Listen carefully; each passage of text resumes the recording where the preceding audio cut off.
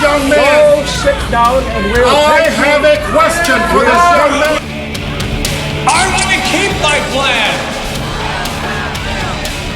I want to retain what I have.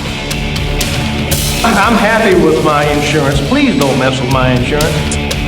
Senator, I'm very happy with my health care. Please don't change it.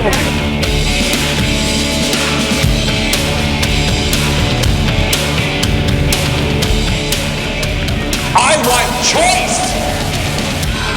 We need to have freedom of choice.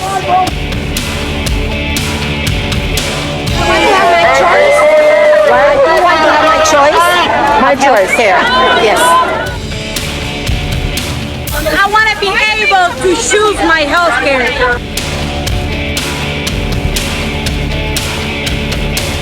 And if you're going to have health care, you should be able to pick what you want. We fought long and hard for what we have. Businesses and unions from around the country are asking the Obama administration for waivers from the mandates.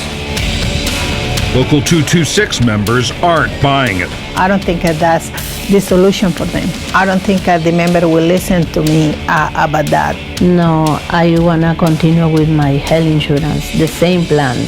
For us, work perfect. And as I said, I think this is a very risky proposition. You look at the number of union people in these industrial states, they like their health insurance. They've negotiated it, they've sacrificed wages for it. Other countries have both private and public options. Why are you fighting for only government-run health care? People will differ is, what about Medicare for All versus some other system that looks more like Canada's or the UK or Germany or whatever. In England, France, Germany, they have single payer and they're happy. Well, that's really not the case. In Germany, employers provide most of the health care and fund most of the health care just as they do in the United States. In France, too. There are private insurance companies, employers fund health care, people pay out of pocket the same way that they do in the United States.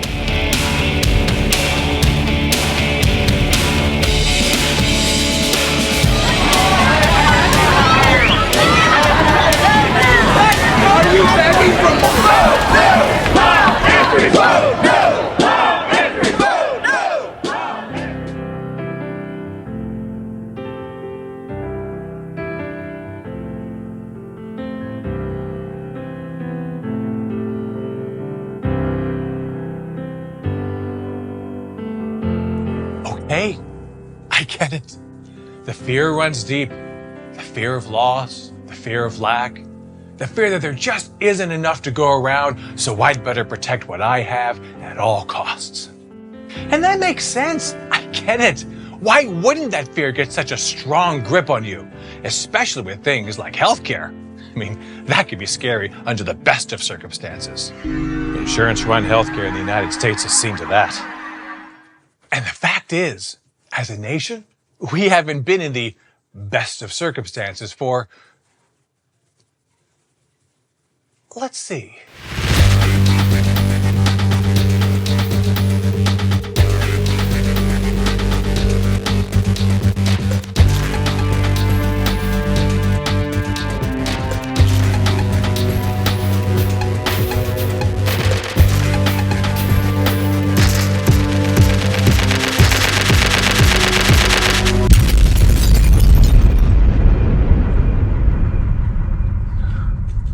Just carry the 2. All right. A long time.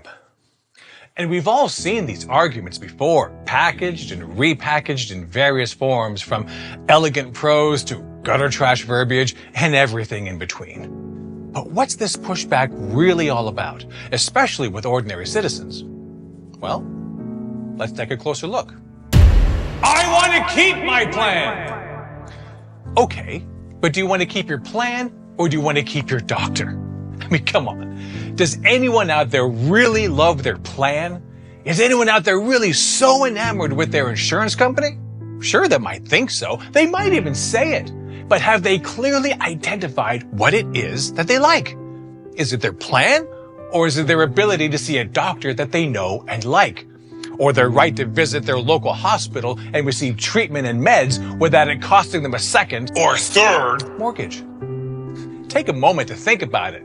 It's not the plan or the insurance company they love, it's the services they get that they love. The plan is simply the key that unlocks those services. Now, here's the rub. As things stand today, and have stood since the dawn of private insurance, who is the one that actually says you get to keep your plan or your doctor or your hospital? You? Yes. No. Uh-oh. Under private insurance, otherwise known as the status quo, you don't get to make those choices. And it doesn't matter whether you got that insurance on the free market or if it was offered through your employer. You don't get to decide these things.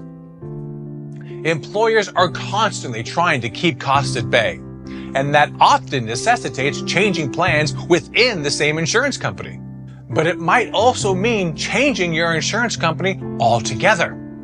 Too often, this means losing access to the doctors and specialists you love because they are no longer in-network. You might also lose coverage of certain important services, such as overnight hospital stays, x-rays, CAT scans, MRIs, and so on. In fact, insurance companies frequently change the makeup of their plans without warning. This usually occurs about once a year, but it can be more often than that. Often, it's only minor changes, but not that often. Most Americans have personally experienced this, or they know someone who was hit by it. The chances of you never being exposed to this are minuscule. It's tiny. It's wee.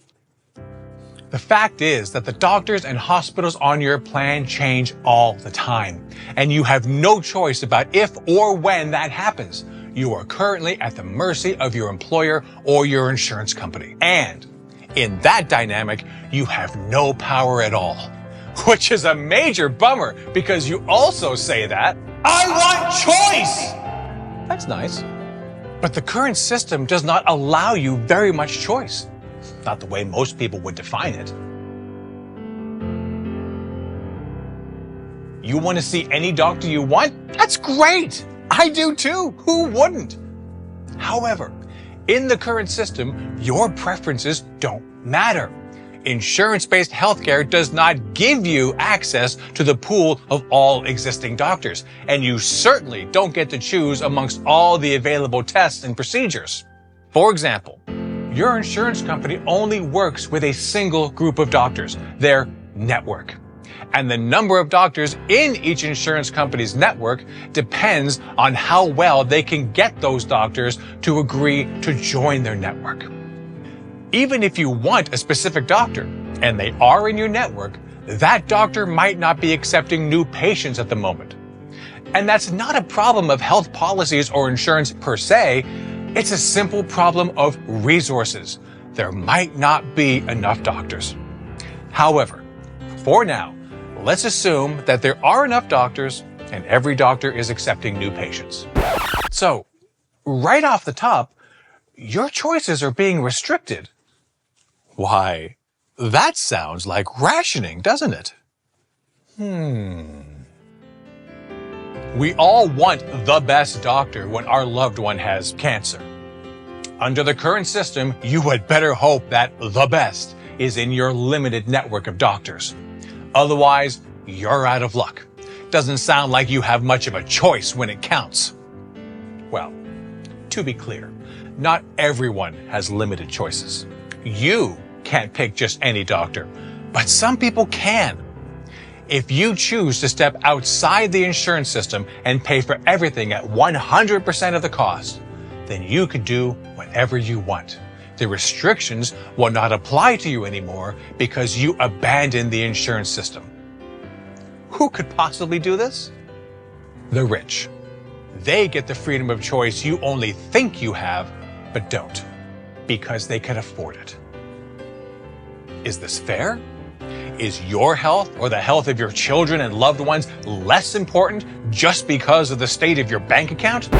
Yeah, I don't think so either. So, I see here that you're not rich. Yeah, okay, so we're not going to be able to do that test. That one, they're definitely not going to pay for that one. Not a chance. Temperature, blood pressure, that's all good. Have a seat. We'll get to this in a minute. Whew, definitely not going to pay for that one. So, let's walk through the process of choosing for the average person. Let's assume that you have insurance and you need to see a very specific doctor. And this doctor is accepting new patients. You still have a few hurdles. First, does the doctor work with your insurance company? Oh, yes. If not, you will have to pay 100% of all costs. No! Why don't we go to my office and get that reverse mortgage we discussed? I think this is your second one. Yeah, come on. We're just going to stop by the bankruptcy department. Don't worry about it. Just got to pick up some paperwork. It's going to be fine. It's going to be fine. Betty? Okay, your insurance is accepted. Excellent. But is this doctor covered by your plan? I don't know. If not, then they're not in network. Oh dear. Can you see this doctor anyway? Sure. Will you get charged extra? Absolutely. How much? Well, that depends. On what?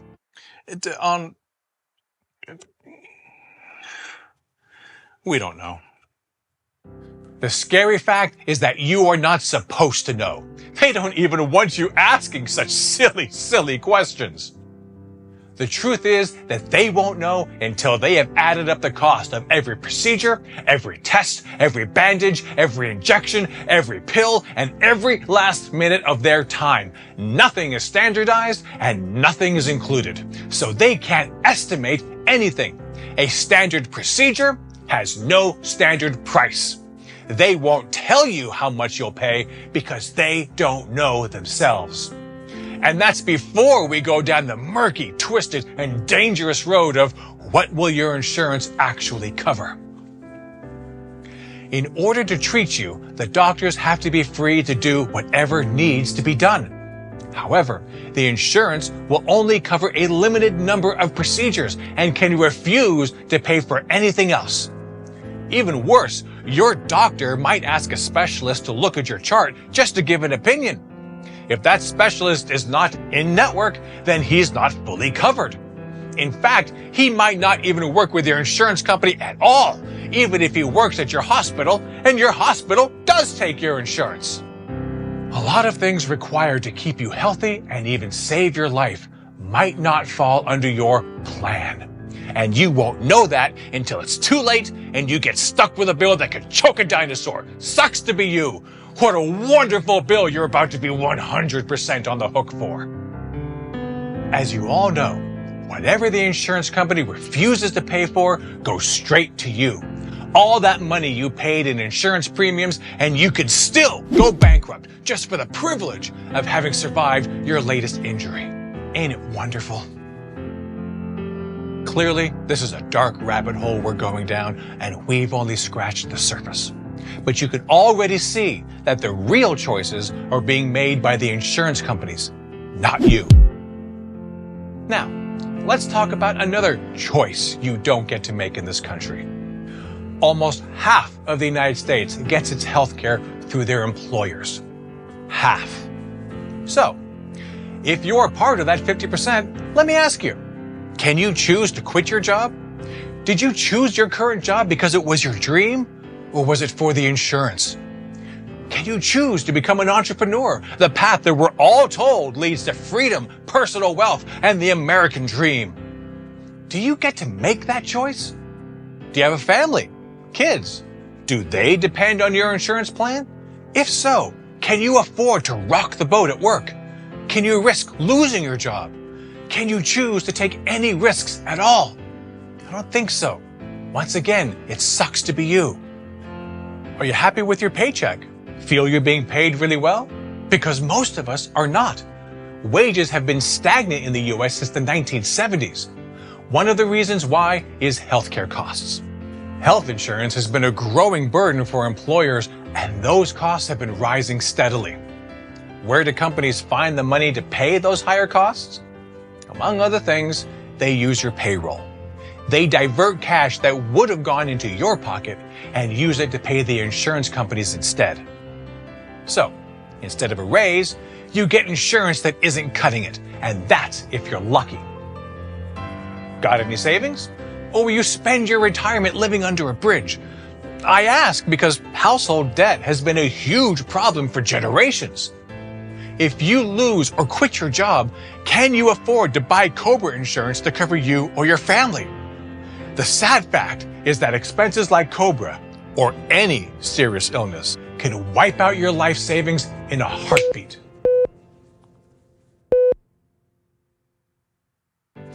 For those of you who cry out that you fought long and hard for what you have you thought seriously about what it is that you have? You can't choose your health insurance. Your employer did that. You can't choose your doctor. Your insurance company did that. Yes, you fought for health care, but you lost wages because you fought for employer-provided insurance. Those were choices you made. And that's good news, because if you got the benefits through a series of choices, then that means that new decisions can be made. Better ones, stronger ones, choices that are better for everyone, and not just for you and your employer. The weaknesses of private health insurance, both for-profit and not-for-profit, are legion. High on that list is the lack of choice, enslaving you to your job because you need the insurance, the complete lack of transparency about cost, the deliberate difficulty in knowing what it is that you just purchased, and, above all, the likelihood of bankruptcy and homelessness, even with what someone might otherwise consider to be excellent health insurance. But what makes everything even worse is how we answer the last question. It's not like we don't know what the answers are. Of course we know what the answers are. Now, is there room for some debate? Of course, you could have a debate about what kind of particular universal healthcare system you want to have. You could look at the British system, for example, which is public funding of public hospitals and doctors, so everything is public, everything is nationalized. Or you could look at a Canadian-style system or like a French-style system where it's public funding of some private institutions and private doctors and private hospitals. That's all a reasonable debate and discussion to have. But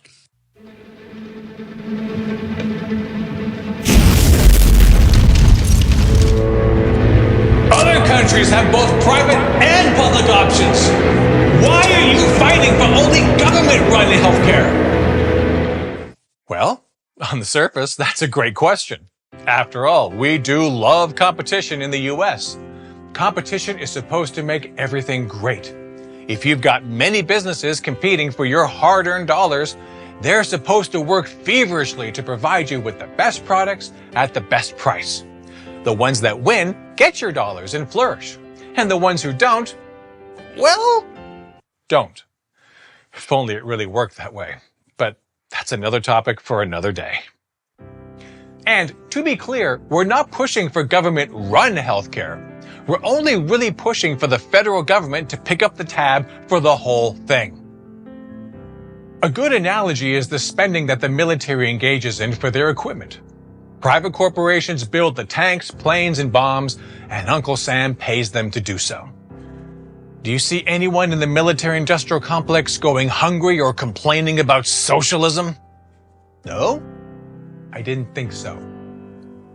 In the same way, private hospitals and doctors can provide their goods and services, as they do now, while Uncle Sam pays the bill. Period. Now, while there can be benefits from public and private partnerships, there are also many potential problems. Depending upon the nature of the project, there can be legal, ethical, and logistical concerns, as well as many possible conflicts of interest. In many cases, these problems can be minimized by having sufficient safeguards in place. After all, the private sector's major concern is to have acceptable losses. To reach zero loss would potentially eliminate their profits. In many industries, that's fine. But this is healthcare. It's not like other industries. It's literally life and death. Acceptable losses should never be tolerated as normal in this situation. And because of the way our monetary system operates, the private sector is not up to the task of delivering what we need when it comes to healthcare. And I can already hear the anguished cries as I say that. There will be calls to unleash the power of the market. There is nothing it cannot do if but left alone to do it. I swear to God, the fervor some people have with markets being a panacea for all our problems is quite concerning. Release the market! In many circles, sounds less like a rallying cry for shared abundance than it does Liam Neeson shouting, "Release the Kraken!" And with similar results. But it is a real belief that many people have, especially when they've heard little else except how terrible and inefficient the government is, and how awesome markets are, and the ability of markets to solve anything and everything if given the chance. But as it relates to healthcare, the private market has two major flaws: the profit motive and its ability to marshal the needed resources to accomplish its stated goals. That's one small step for man,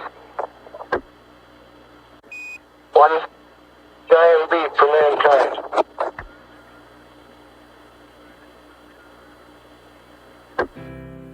No matter what you wish to do, your success or failure will depend on you having access to the resources you need to get the job done. For example, if you're fighting a war, you'll need an army, a navy, an air force, intelligence and spying capability, supply chains to provision your troops, medical staff and hospitals to tend to the wounded. You need every bit of resource capacity you can get your hands on.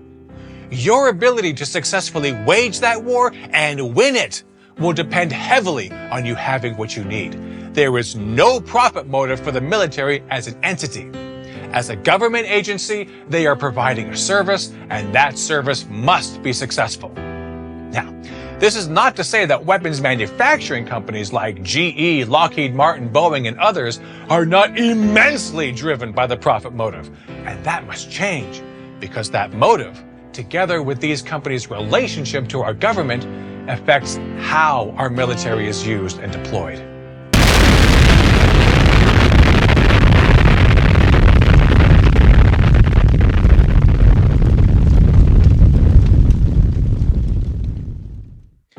But the point remains, the service must be successful, no matter what the cost.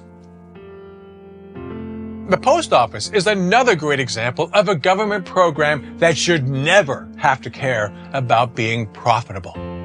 As a public service, it only needs to be able to guarantee that it can perform its intended functions for all of us, regardless of where we live or how much we make. UPS and FedEx are nice, but they are privately owned companies who do, in fact, need to turn a profit and have to put financial concerns above all others. This means compromising in other areas to protect those profits, including where they will deliver to and how much they will charge you to do so. By design, this approach means that many people in this country cannot use such services because of their income or where they live. In other words, they cannot, by design, serve the public purpose. If you're running a business, you might need such things as a staff, an office, a warehouse, vehicles, advertising, and access to legal systems. You'll also need good municipal infrastructure such as roads, buildings, high-speed internet access, police and firefighters and hospitals. Finally, you will need an educated and skilled workforce. The more of these things you have, the more successful you can be. The fewer, well... Now, of course, there are no guarantees in life. You can have all the resources and still fail. But there's no getting around the fact that the more resources you can apply to your endeavor, the greater the chance of your success. The more you are starved of those resources, the greater the risk of your failure. And how do you get resources? You buy them.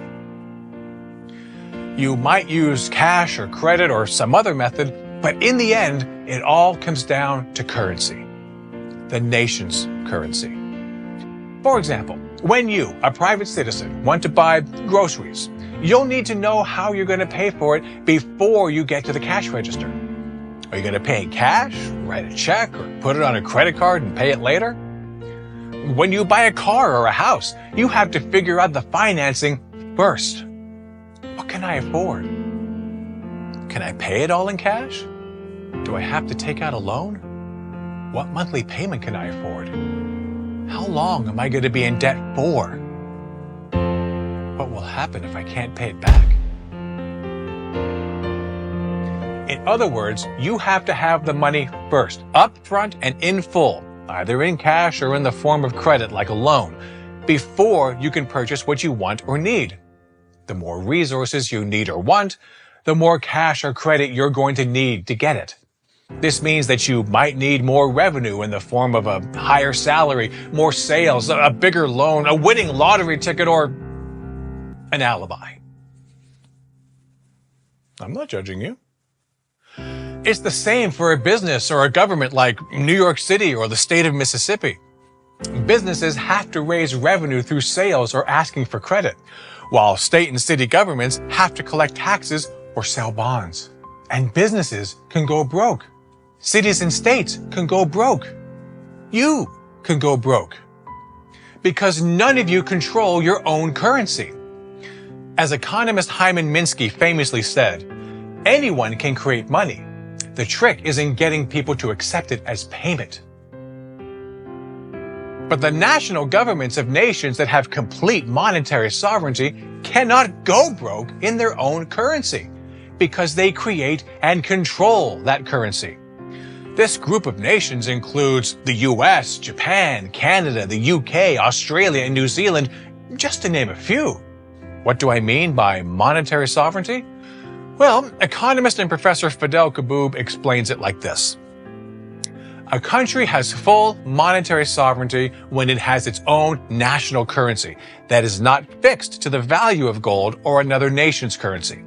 It uses that currency to impose taxes, fees, and fines, and all its debt is payable in that currency. Such a nation can never run out of money, despite what President Barack Obama famously and incorrectly stated in a C-SPAN interview. Yeah, it all takes money. You know the numbers, $1.7 trillion debt, a national deficit of $11 trillion. At what point do we run out of money? Well, we're out of money now.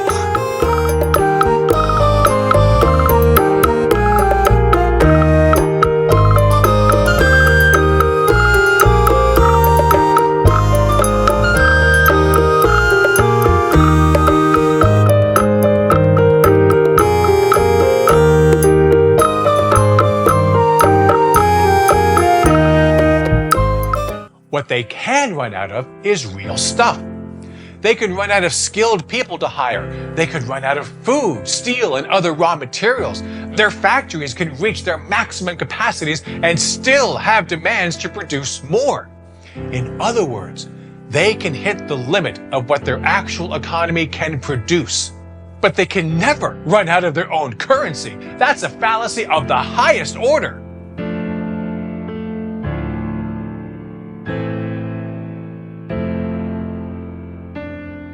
We all must understand the difference between a currency issuer versus a currency user. It's an incredibly important distinction to make in every policy option we pursue, because many countries do not have complete monetary sovereignty, and that has vast implications concerning what they can and cannot do.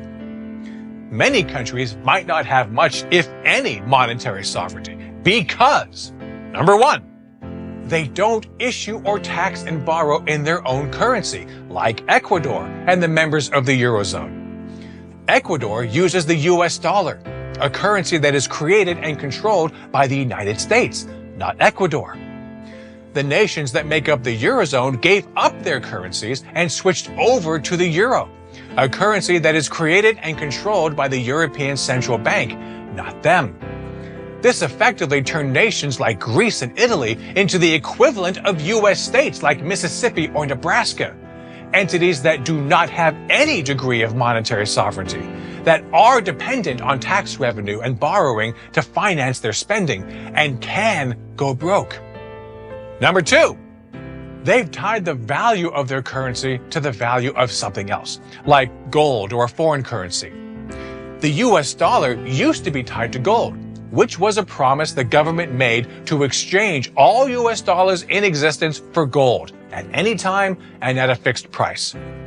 It meant that the US government had to keep enough gold on hand to cover the amount of US dollars that it had produced. Remember Fort Knox? This limited how much money the Treasury could put out there. After all, gold is a finite commodity. There's only so much in the world and only so much the US can have at any one time. And if you're promising to convert US dollars into gold, and gold is in limited supply, then US dollars also have to be in limited supply, greatly limiting the government's ability to pay its bills and cover its obligations to its people. But in 1971, President Nixon eliminated the gold standard, giving the US 100% monetary sovereignty. Many other countries like Vietnam, Saudi Arabia, and Venezuela, instead of tying their currencies to gold, tied their currencies to the US dollar. But no matter what you tie your currency to, this leaves you vulnerable to vicious boom and bust cycles. A boom occurs when companies are making money and hiring a lot of people, so tax revenues are up and the government can safely operate their budget without needing to issue more of their currency than they're allowed. Remember, any country that ties its currency to anything can't create more of their own currency than they have in what they tied it to. Gold, silver, a foreign currency, toilet paper.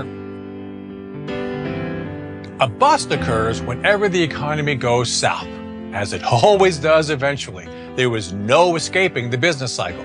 You can cushion it, but you'll never eliminate it. When this happens, the businesses lose customers, which makes them lay off some employees, which raises unemployment, which creates even fewer sales and less demand in the economy as people spend less, which makes businesses lose even more customers, which makes them lay off even more workers, which leads to mass suffering, stores closing, and people going bankrupt. This means that as the unemployment rate goes up and businesses close, tax revenues go down. To compensate for the loss in taxes, the government now has to issue more currency to safely operate their budgets and fully fund their programs. Except they can't do that if that means the money supply would now exceed their supply of their currency peg. When the government reaches the limit of how much money it can issue, it means that some parts of the budget can no longer be paid for anymore. So, we get budget cuts to school programs, meal subsidies, unemployment insurance, and social services of every kind. This is essentially austerity as a solution. And austerity is not cute. It's not kind. It's not a gentleman's disagreement. It can be brutal to millions and come with a body bag for most of them as a result. But if you're a U.S. state, if you're a country that's tied its currency to gold, silver, or another currency, or have a low to non-existent degree of monetary sovereignty, then yes, hard choices will have to be made. But countries like the U.S. are not in that situation anymore, yet they still act as if they are. So, when the U.S. government runs a deficit or issues debt, they act as if the sky is falling.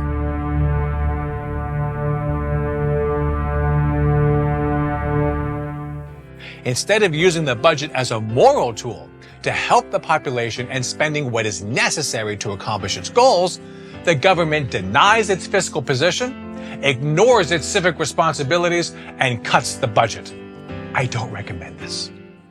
Number 3, they have significant debt in a foreign currency, usually by importing goods and services that had to be paid for in that foreign currency, or by taking loans from foreign governments or from international banking institutions like the International Monetary Fund. We've seen this scenario play out in countries like Germany during the Weimar Republic after World War I, when they were forced to pay reparations to the winning nations in gold. We saw it play out in 2001 in Argentina, when they were unable to pay the debts they owed in US dollars. We currently see it in developing countries like Honduras and Ethiopia, who create and control currencies that are not tied to anything else, but they import much of what they need to survive, such as food and energy, and have to pay for those imports in a foreign currency. This, in turn, forces them to earn or borrow even more foreign currency to pay off those loans, which is another vicious cycle. And none of this describes the United States. Countries like the US, Japan, Australia, the UK, Canada, New Zealand, and others are not financially constrained. They are resource constrained. They are limited by the availability of the resources needed to accomplish their goals, not by the amount of their own currency they can tax away from you. As long as they have the necessary materials in labor, technology, infrastructure, and other resources, these countries can afford to pay for them. And if those resources are not being fully utilized, then inflation will not be a problem when it comes to both government and private spending. In fact, many countries that have monetary sovereignty do not have the resource capacity of the United States. This alone can significantly limit their policy options. And all of this must be understood if we're going to look at other countries to see how they deal with healthcare so we can copy what works. People love to bring up the example of Canada as a way forward for the US. But Canada started its universal healthcare system because one province, Saskatchewan, decided to only provide hospital insurance for its population when healthcare costs were relatively low compared to now. Eventually, the federal government did move to adopt a national Medicare plan. But since provincial governments are constitutionally required to be financially responsible for healthcare, the federal government could not just simply take over the payments. And, as a result, are only allowed to engage in minimal oversight with mandates of care and cost sharing. Macroeconomics demanded that they should have changed their constitution, but politics got in the way and they didn't do that. To this day, the provinces across Canada have to pay for the majority of their healthcare costs, which limits their capacity because they are a currency user, like New York City or Mississippi. Unlike the federal government, they are financially constrained, not simply resource constrained. It's vitally important that we be able to see the differences between political choices and macroeconomic necessities. When we do, we'll see that we should not be making our policy decisions based upon the poor, politically motivated choices of other countries to artificially limit their capacities. The UK, for example, is often touted as an example of a single-payer system that is failing. But that argument only holds water if you believe in the myth that a federal government with complete monetary sovereignty is, in any way, shape, or form, operating like a household, just on a larger scale. This myth really took hold when Margaret Thatcher proudly stood up and declared that one of the great debates of our time is about how much of your money should be spent by the state and how much you should keep to spend on your family. Let us never forget this fundamental truth. The state has no source of money other than the money people earn themselves. If the state wishes to spend more, it can do so only by borrowing your savings or by taxing you more. And it's no good thinking that someone else will pay. That someone else is you. There is no such thing as public money. There is only taxpayers' money.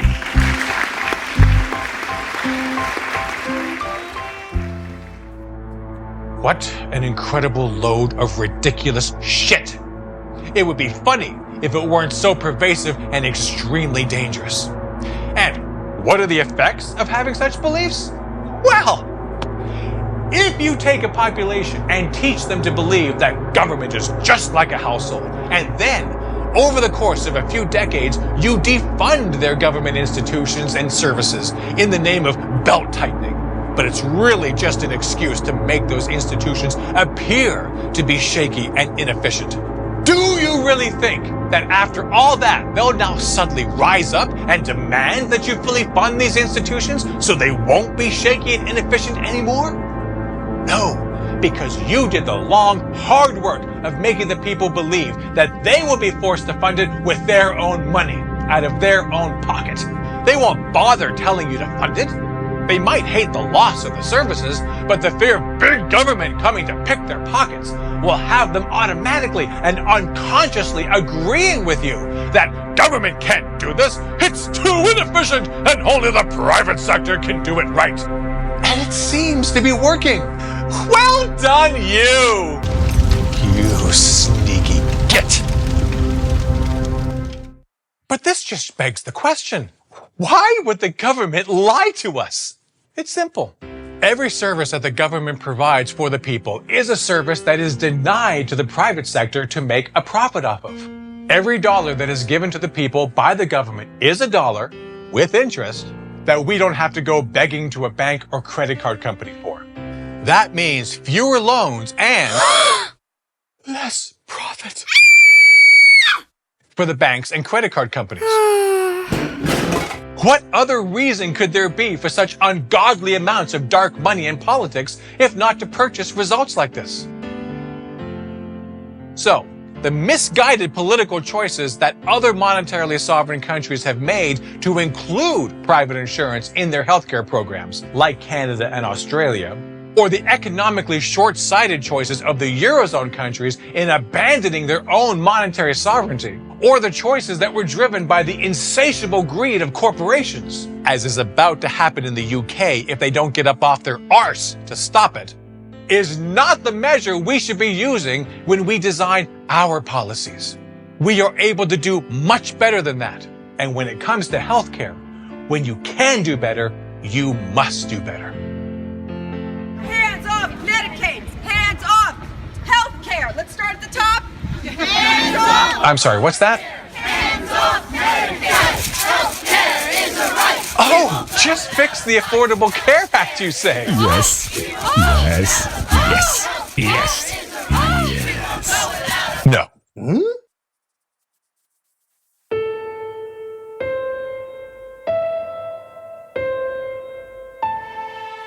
Why? Because the ACA is a private health insurance plan designed to enrich insurance companies, not to benefit the people. That was its intent. As a side effect, it did help some people, and thank God it did because they really needed the help. But that was a side effect. It also hurt a great many people. You can bet the insurance companies don't care which happens to you. If you're helped or hurt, they still make billions. So, you can't fix the ACA because it's not broken. You can't fix something that is already functioning as designed. The problem is that it was never designed to improve healthcare. It was designed to increase corporate profits.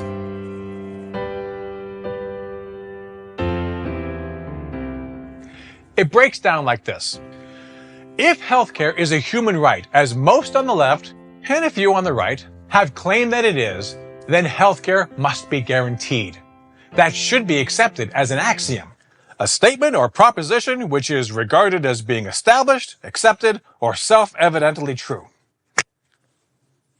But for any private corporation, municipality, not-for-profit organization, or state, all decisions are driven by finances. They can only accomplish what they can raise the funds to pay for. They don't create their own currency. They don't control their own currency.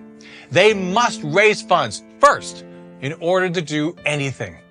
The most altruistic among them will have to assess their financial constraints before they decide what they can do. Let's take an example.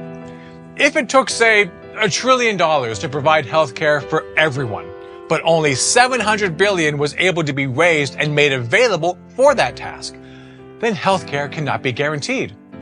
This means it cannot be a right for everyone.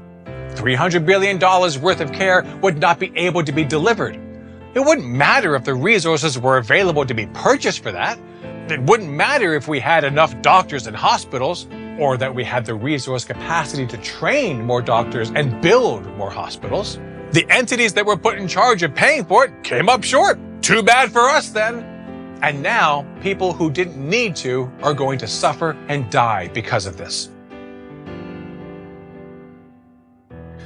This is the story behind the state of Vermont trying to create its own version of single-payer healthcare.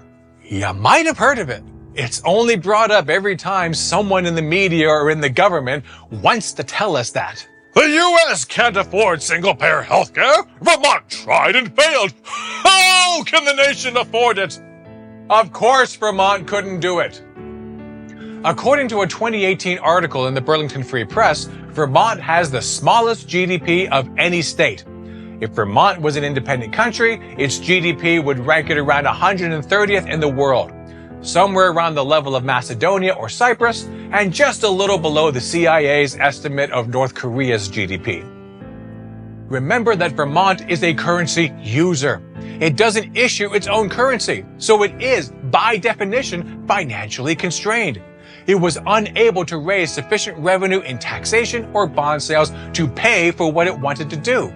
There was no discussion about whether the state of Vermont had the resource capacity to provide healthcare of any level of quality to its people. What would have been the point of that discussion? There was an estimate of how much it would cost, and they couldn't meet it. End of story. And that's in the best case scenario, with an entity that really wants to do the best it possibly can and save as many lives as it is able to do.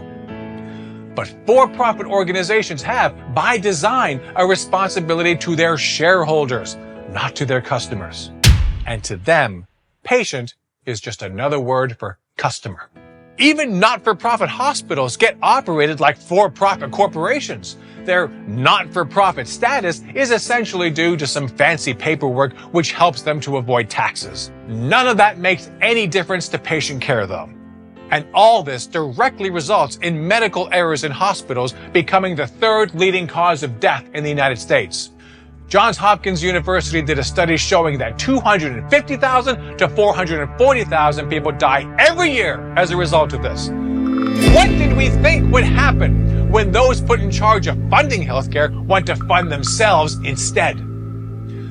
I know that many out there fetishize the market, but the market is simply a tool of the economy. It may be a powerful tool, but it is only a tool. And it is only one tool out of many. And it is the wrong tool for the delivery of healthcare. The very design of the market precludes the idea of anything being guaranteed as a right. The market will see a need, create a product or service to satisfy that need, and sell that product or service for a price. If you want that good or service, you must pay that price. That's fine for cars, iPods, TVs, and other consumer goods. It's fine for a lot of things. It's not okay for healthcare. Healthcare is literally life and death. The market has no business being involved because the market will always be financially constrained and will always focus its attention on what is profitable before all else. And saving every life possible is not considered profitable. Preventing and curing disease is definitely not profitable. A monetarily sovereign nation, however, has a different set of circumstances. It can purchase whatever is for sale in its own currency. As long as there are idle resources to put to use, it can always afford whatever program it wants without an inflation risk.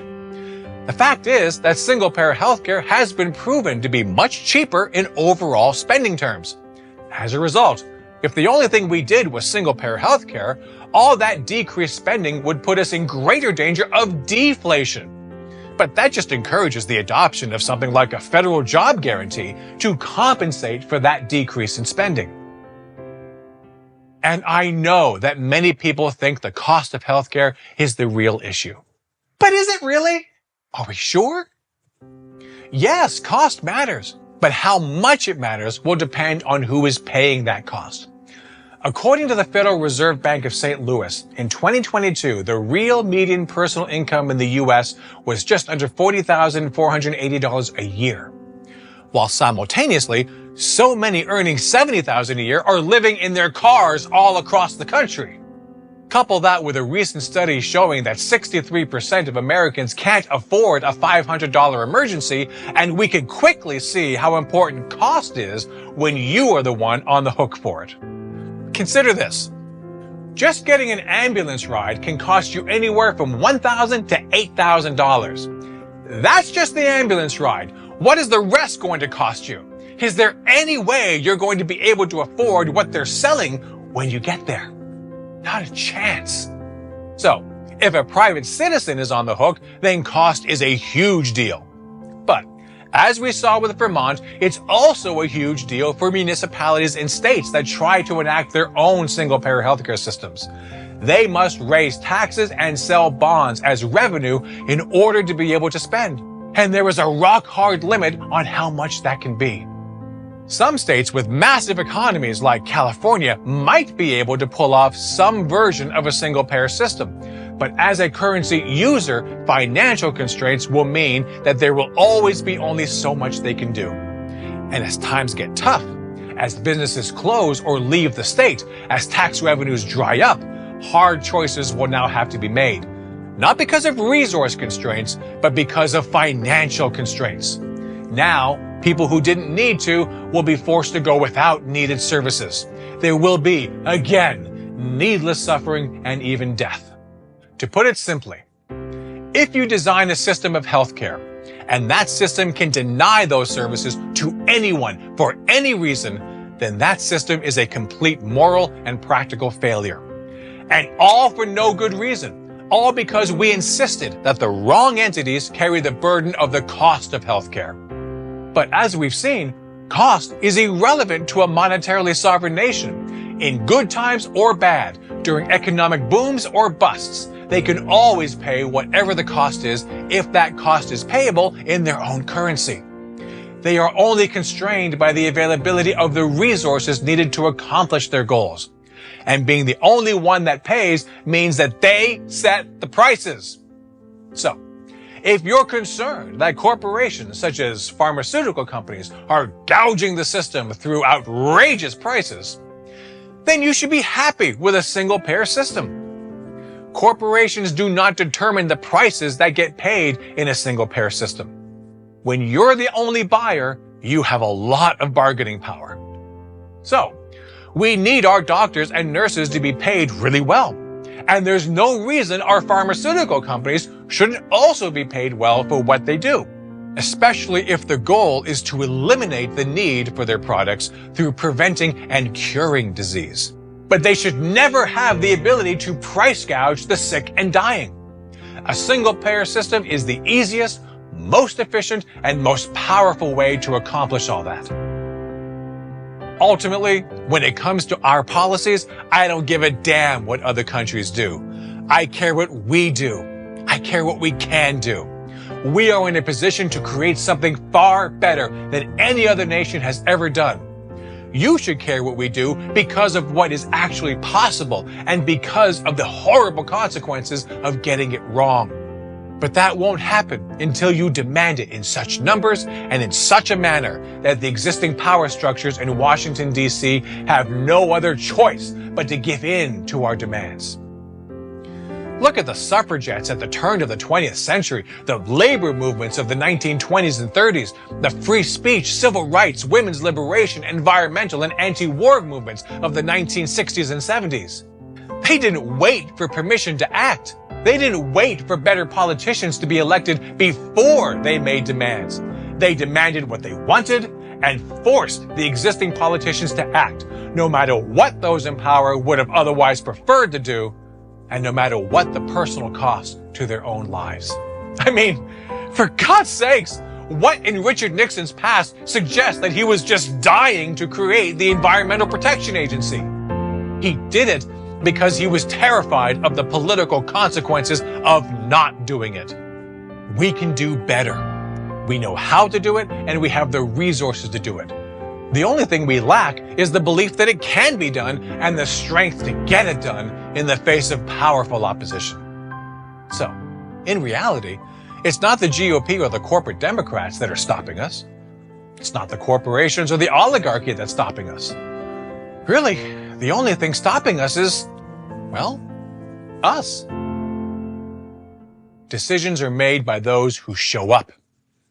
So show up. Bring 360 million of your friends with you and change the world.